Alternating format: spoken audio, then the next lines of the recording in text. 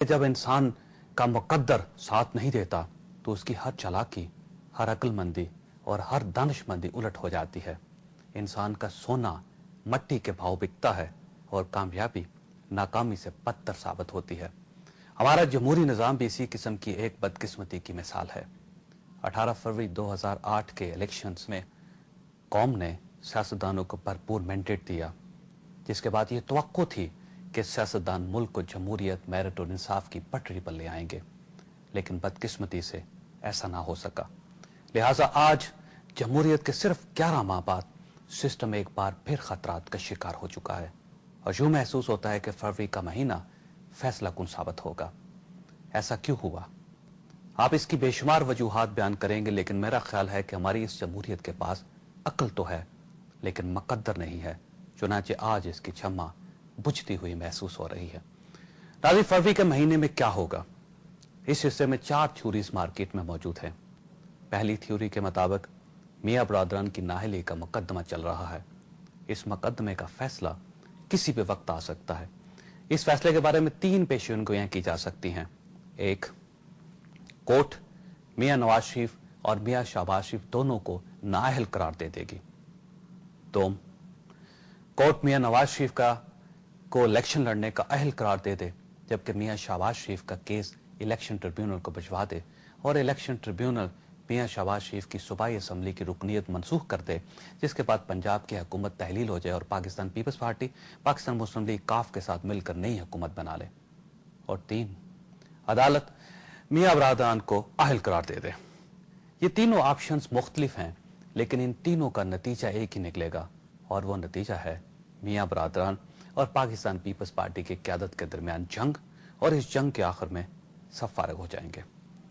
Theory number 2, Pakistan मुस्लिम league नून, APDM और वकला long मार्च करते हैं, इस्लामाबाद में धरना देते हैं और इस धरने के नतीजे में वफाकी हुकूमत इफ्तिखार मोहम्मद चौधरी को बहाल करने पर मजबूर हो जाती है। चौधरी साहब कुर्सी इंसाफ पर बैठकर इंसाफ शुरू करते हैं और इस इंसाफ के नतीजे में हुकूमत ख़त्म हो जाती है। या फिर एक और 3 नवंबर आ जाता है, अदलिया एक बार फिर मुअत्तल होती है, जलसे जुलूस शुरू होते हैं और आखिर में सब फारिग हो जाते हैं। थ्योरी नंबर 3, लॉन्ग मार्च शुरू होता है, हुकूमत पूरी कुव्वत के साथ उसे रोकने की कोशिश करती है। पुलिस, लाठीचार्ज, आंसू गैस और हवालात का खुला इस्तेमाल होता है। हालात मजीद ख़राब हो जाते हैं और आखिर में सब फारिग हो जाते हैं। और थ्योरी नंबर 4, तमाम पार्लिमानी ताकतें सदर से 17वीं तरमीम की सारी पावर्स लेकर वजीर आजम को देने की कोशिश करती हैं। वजीर आजम और सदर के दरमियान तसादम होता है, एक दूसरे को फारिग कर देता है और फिर दूसरा भी फारिग हो जाता है और आखिर में सब फारिग हो जाते हैं।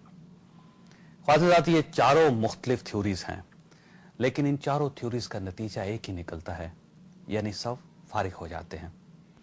अब सवाल यह है कि फारिग होने का ये सिलसिला कब शुरू होगा और कहां से शुरू होगा। इस सिलसिले में तजिया नगारों का ख्याल है कि यह सिलसिला फरवरी में शुरू होगा और इस सियासी जलरे का मरकजी मकाम लाहौर होगा। पंजाब में पाकिस्तान मुस्लिम लीग नून की हुकूमत खत्म हो जाएगी। पाकिस्तान पीपल्स पार्टी पाकिस्तान मुस्लिम लीग काफ के साथ मिलकर नई हुकूमत बनाएगी और मुस्लिम लीग नून पंजाब और वफाक में हुकूमत से टकरा जाएगी और यूं सारा निज़ाम बैठ जाएगा। ख्वाजात, क्या ये मफरूज़ा महज मफरूज़ा है या फिर इसमें कोई हकीकत भी है? ये हमारा आज का मौजू है और हम एक छोटे से वक्फे के बाद इस पर गुफ्तगू करेंगे। हमारे साथ रहिएगा। ख्वाजात, प्रोग्राम के शुरू में मुकद्दर और अक्ल की बात हो रही थी और मैंने अर्ज किया था कि खलीफा हारून रशीद ने कहा था, अल्लाह से जब भी मांगो अक्ल ना मांगो, मुकद्दर मांगो, क्योंकि मैंने हमेशा अक्ल वालों को मुकद्दर वालों का नौकर देखा है। हारून रशीद ने मजीद कहा कि बादशाहों को चाहिए कि वो जब भी मशीर रखें तो तजर्बाकार, साहिब इल्म और ठंडे मजाज के लोगों का इंतखाब करें, क्योंकि जब बादशाह के गिर्द गर्म मजाज, जाहिल और ना तजर्बाकार लोग जमा हो जाते हैं तो हुकूमत को तारीख के कब्रिस्तान तक पहुंचते देर नहीं लगती। हारून रशीद अक्सर अरबी की एक कहावत भी दोहराया करता था। वो कहता था, जब भी मशवरा करो किसी सियाने से न करो, तजर्बाकार से करो। और वो कहता था, जो लोग तारीख से सबक नहीं सीखते وہ وقت سے پہلے تاریخ بن جاتے ہیں.